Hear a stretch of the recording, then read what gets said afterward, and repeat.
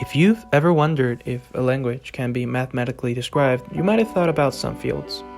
Maybe it's graph theory, and every single letter somehow is a node.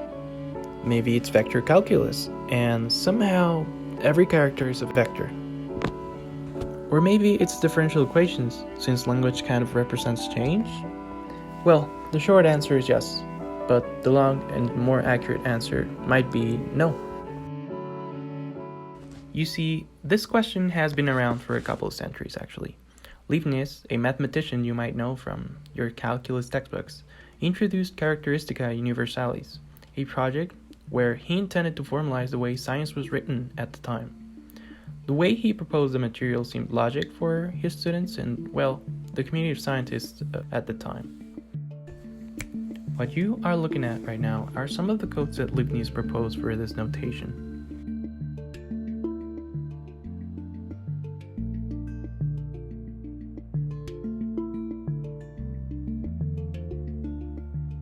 Afterwards, Gauss, who was very interested in creating the codes for knot theory, intended also to create some sort of formal language for every transformation that the nodes suffered. These were called the Gaussian codes. Interesting for me about this is that historically speaking, there are a ton of languages that we humans have invented for certain purposes. When wanting to describe a language, we aim to have two approaches, really. The natural approach and the artificial approach. Throughout history, the natural approach has been all over the place. It is literally how you are understanding this right now. But the more interesting thing about it is that we as a mankind came with artificial languages for everything.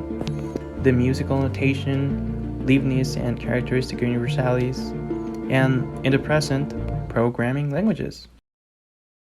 Of course, we cannot talk about languages without talking about what I think is one of the golden ages of computer science. Not because of the applications, but because of the fundamentals it went through. Around the 1930s, a lot of young mathematicians started thinking about one single thing that had been important for mathematics at the time. What is computation? Of course, this was long before the first digital computer was created, but Alan Turing, Alonzo Church, Gödel, and some of their students, as the young Klein, were merely interested in solving one of the problems that David Hilbert had proposed. The problem goes a little bit like this. Is there a general algorithm to determine the truth or falsity of a statement? In other words, it's like asking if there's a universal mathematical truth finder that works for all valid mathematical questions. For example, 2 plus 2 is 4, and that is true. And you've developed some sort of mathematical sense to know it. But what about 2x plus 2 equals 5? Will there be an algorithm that surely knows if this is true?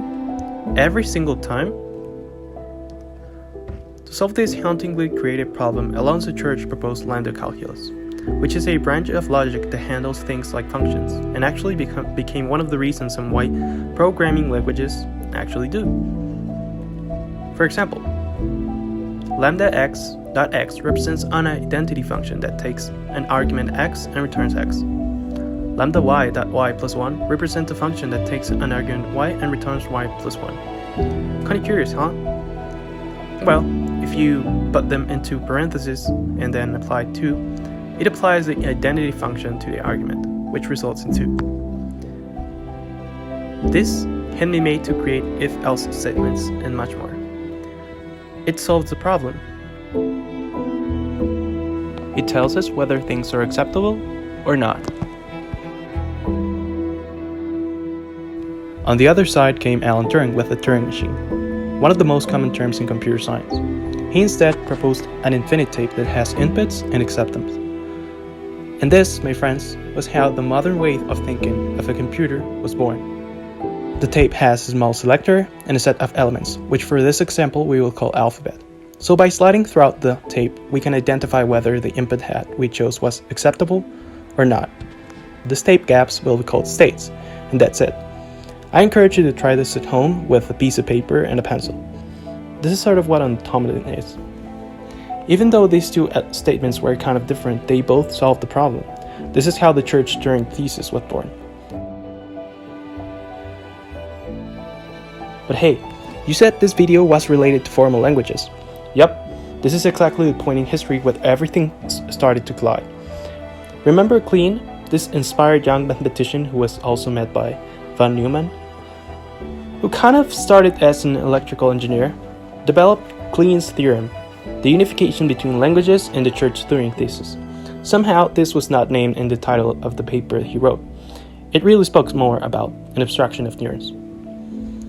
Kleene introduced us to the concept of formal languages and regular languages.